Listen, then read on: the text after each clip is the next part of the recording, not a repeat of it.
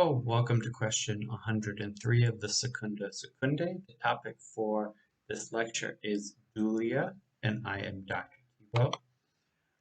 When we're placing Dulia is under the cardinal virtue of justice, under the part of justice, which is observance, which is a virtue, and then Dulia, which is also a part of observance, which is also a virtue. So we also have obedience, and then in contrast, disobedience, which is contrasting. So Dulia, if you're a theological person, you probably are aware of Dulia, and maybe even a little bit more advanced hyperdulia, which we get into. Um, but we often, when we're using these terms within a religious perspective, we're often talking about the saints. We're often talking about heavenly things.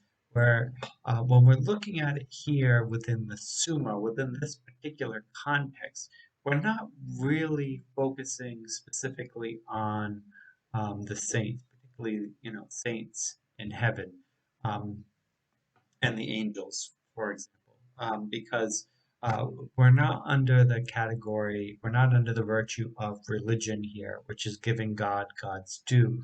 We're looking at giving one's due, but to people, right? So we're looking at people, and observance is dealing with what do we owe to people of honor, of people who owe who we owe some degree of respect to. Now we already did piety, which dealt with family and fatherland or motherland, but now we're talking about other people of high dignity. Now, of course, that does include the angels and the saints in heaven.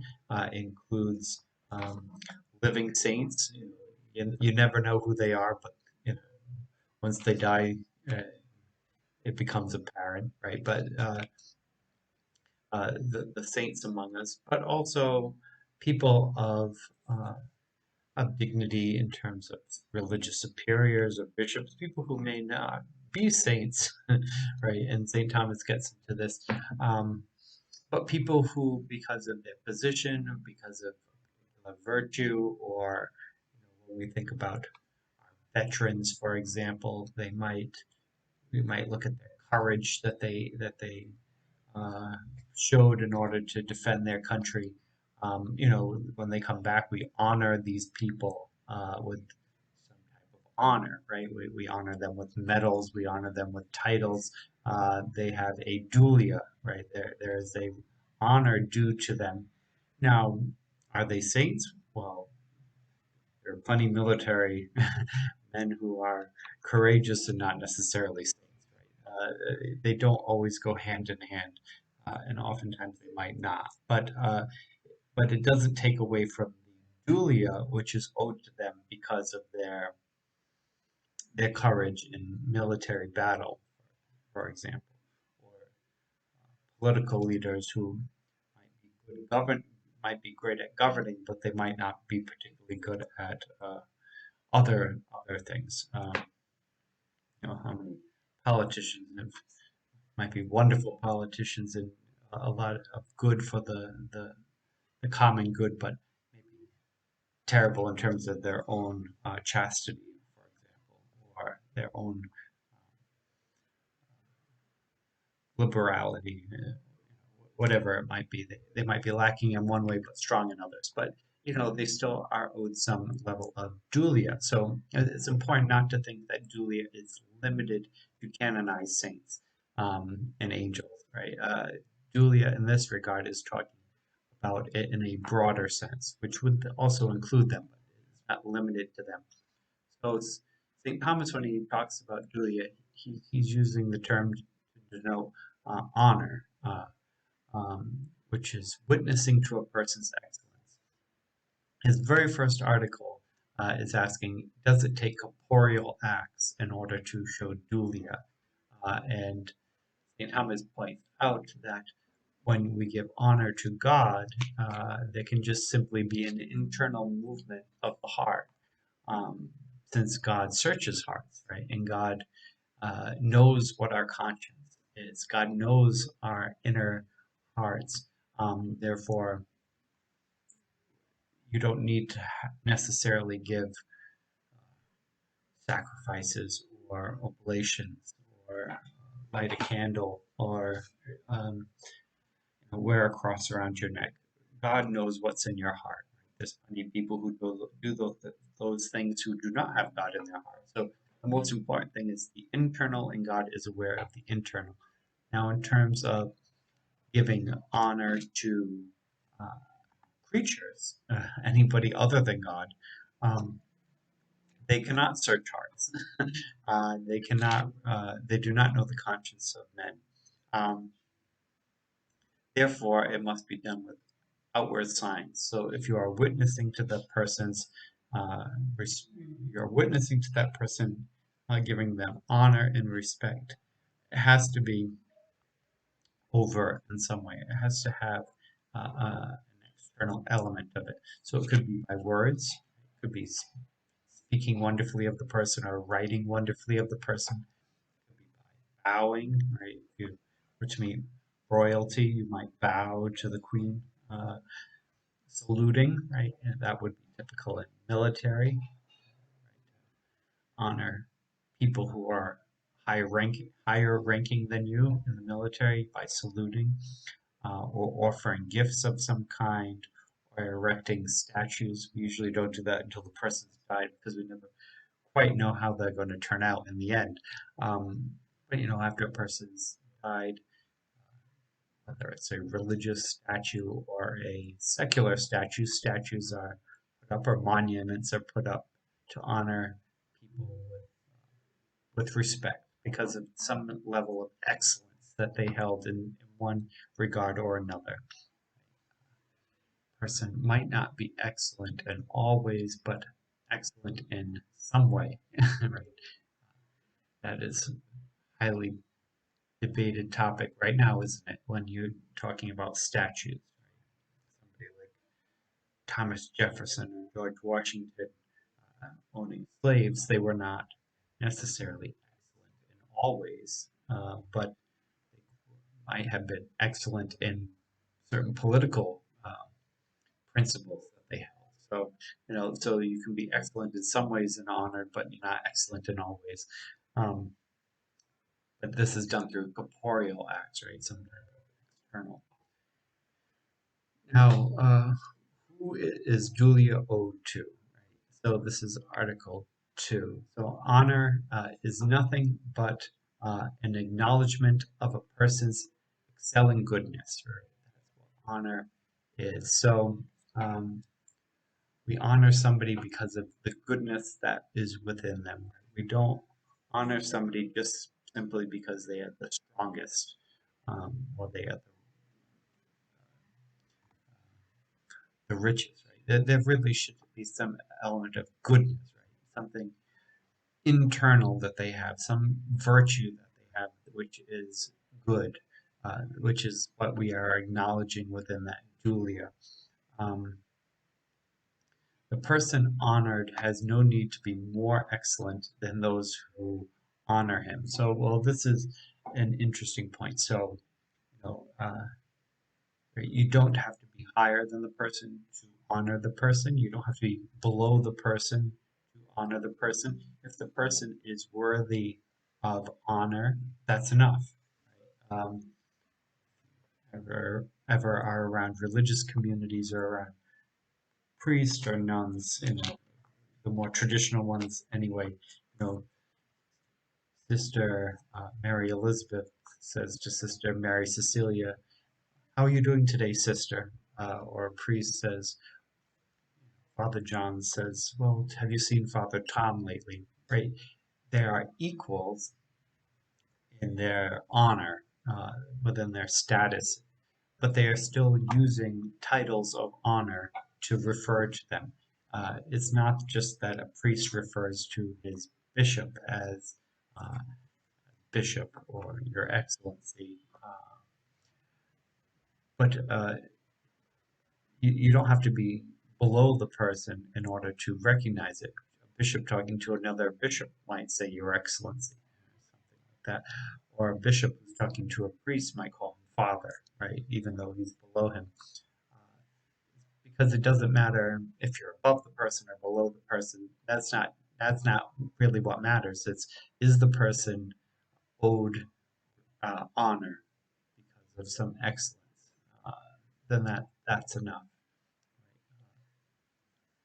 One president says to another former president, Mr. President, right? One president refers to another president, Mr. President. No, it doesn't matter uh, that they're in the same position. It's a sign of respect, which is all that matters, right? Even I guess within secular society, if we were to think, if a Protestant were to meet a Catholic priest, it would be still appropriate for them to call him father, or at the very least reverend, even if you weren't Catholic. And likewise, if you were to meet a Protestant clergyman, it would be polite to call them Pastor so and so, Pastor Jones, Reverend Jones.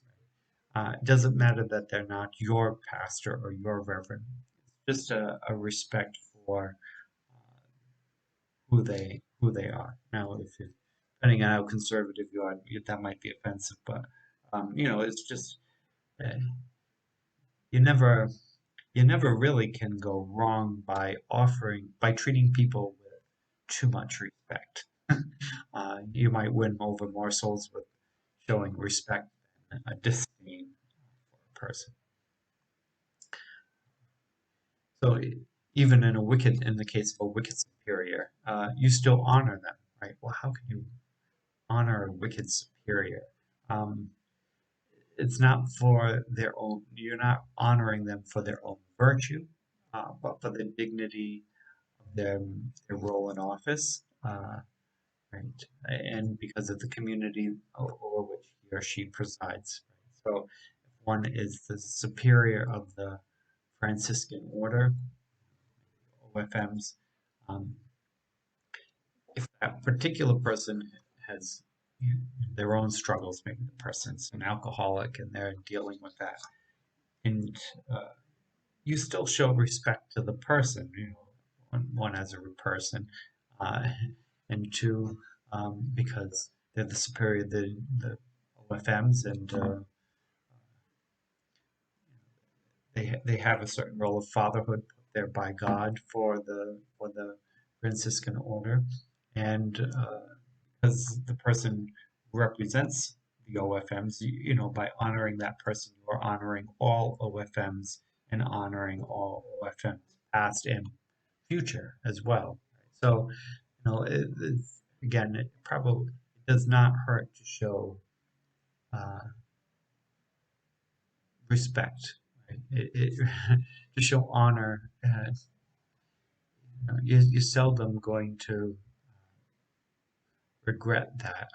It's much rather show respect, particularly to office or to a community, rather than disrespect because of whatever thing that you think you know. We're not called to be the judge of others, so show respect to the bishop, or show respect to a politician. By showing respect to the president of the United States, you show respect to the citizens of the United States. There's a even if you don't particularly like who the president is, by a foreign leader showing respect to the president of the United States, whoever they are, you are showing respect to the American people. You are showing respect to the 340 million Americans. That's appropriate.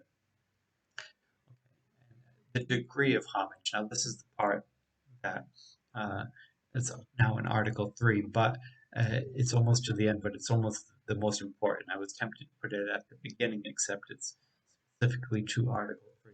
Now, uh, degree of homage. St. Thomas is using the term homage now. Um, is to various degrees depending on who it goes to. So we've already covered under religion latria, which is a Greek term of respect and its or reverence and its worship which is specifically owed to God alone. It's the highest degree of worship which is only given to God. That Greek term. Now, Dulia is also a Greek term, and it is also a form of worship, but it is due to man and angels. Uh, when St. Thomas brings this up, he says it's as what St. Paul points out when he says, uh, "Slaves be obedient to your masters, servants be obedient to your masters." That type of idea. We're talking about human lords, right? Show respect to your superiors on earth, right? So this is quite clearly the inclusive understanding of Dulia, not this very specific one which we offer to saints and angels, right? This is more general, like this is even slave owners, right? This is even masters. Your boss, you show respect, you show homage, you show honor to them, um, because that's what's fitting, right? That's what's due to their position, is the idea. We may not want to show homage to slave masters today, but um, the the point remains that we're talking about fallen, broken, earthly human people. We're talking about, but if they are in a position of being a superior in some way, then we should, as Christians, attempt to show honor for them. And when we do that, the Lord pays us back. Right? The Lord pays us back. If the person is in that position and they are not being faithful in their position, they're being abusive in their position, they're filled with vice in their position, well, the Lord will be their judge. um, it's our judge. It's our job to be responsible for what we're responsible for, which is to show uh, charity, to show respect to even those who are superior to us within society that are imperfect, right? The best degree we can, right? That's really our job. That's what we'll be judged on. We don't have to worry about what they'll be judged on. That's not our problem. But worry about what we have to be judged on. Now, St. Thomas in Article 4, response to objection 2, brings up hyperdulia, and I did move it to this section just to keep these together. Hyperdulia is this idea of the highest species of dulia, which is due to man by reason of his having an affinity to God. All right. So it's one's closeness to God, which makes one appropriate to receive hyperdulia. Now, the church, St. Thomas doesn't bring this up, but the church today would say that the only person who is uh, due hyperdulia is the Virgin Mary, right? The saints receive dulia, but Mary receives hyperdulia, so the highest degree, but not because she is so perfect. She is without sin, but it's not because she's so perfect, but because of the affinity to God, right? Because of her closeness to God, we respect her. Now this last article, we're dealing with the question of is Dulia just one species, or is it or there are several species in Dulia? And often when this is the question, the answer is that there are several, but in this case it is the opposite. St. Thomas says it's really singular. Dulia is singular.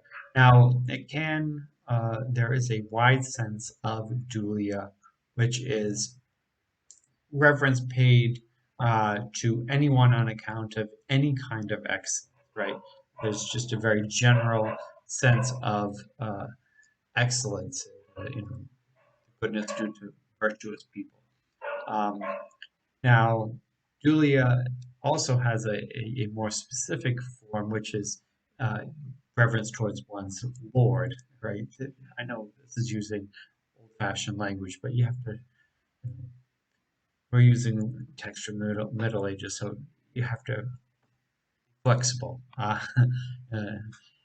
so reverence towards one's Lord. So this is one's superior, one's politician, one's boss, one's religious superior, one's pastor, one's if one's in the military leader.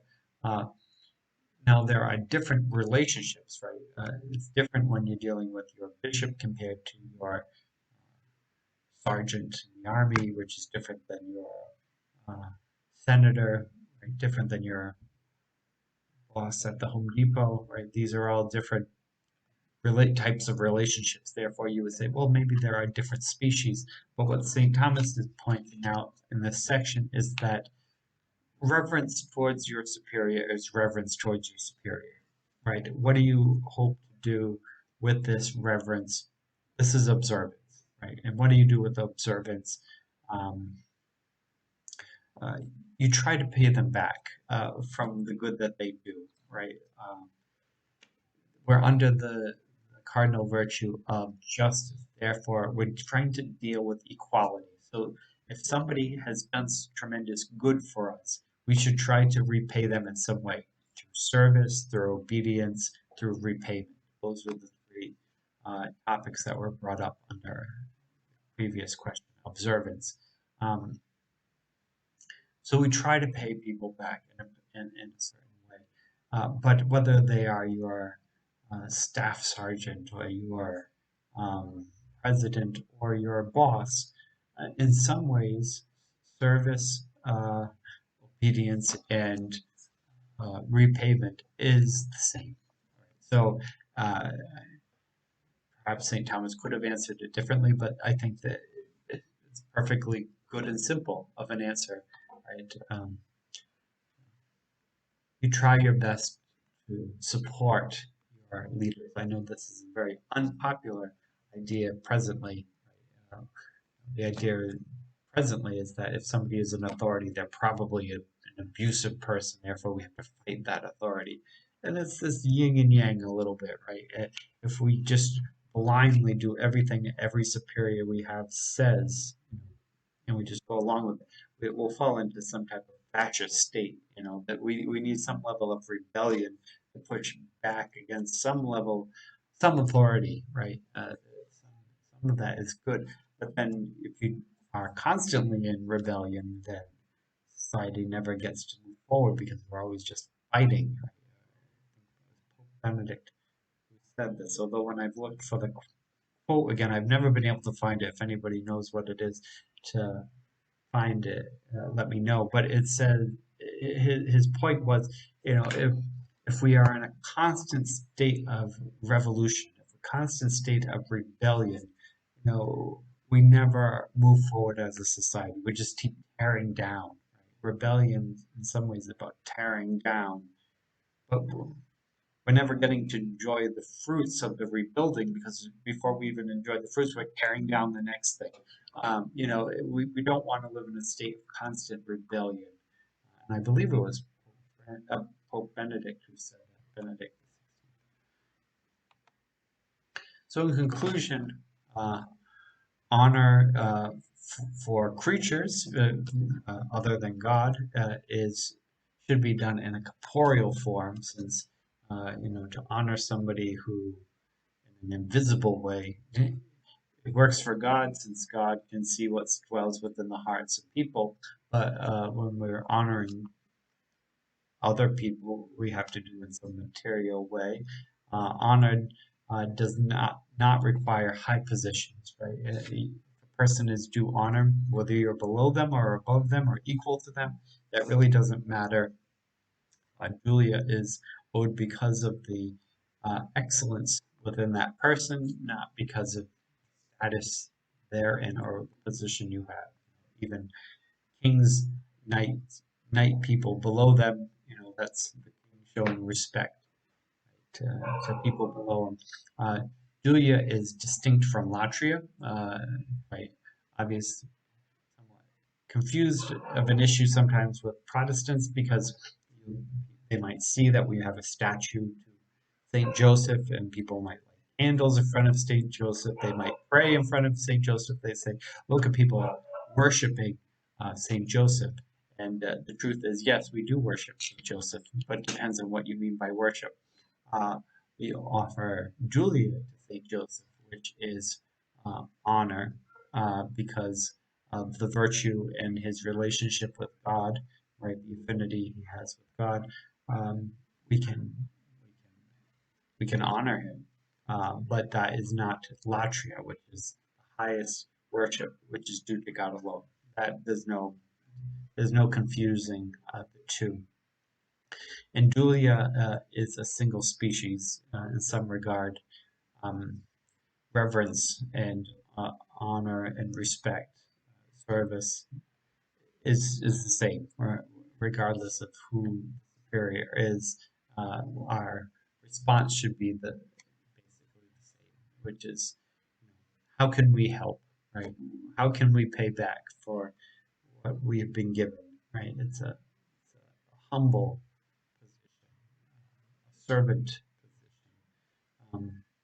In that regard, it doesn't really matter who the person is who deserves the respect. The matter is that they deserve the respect.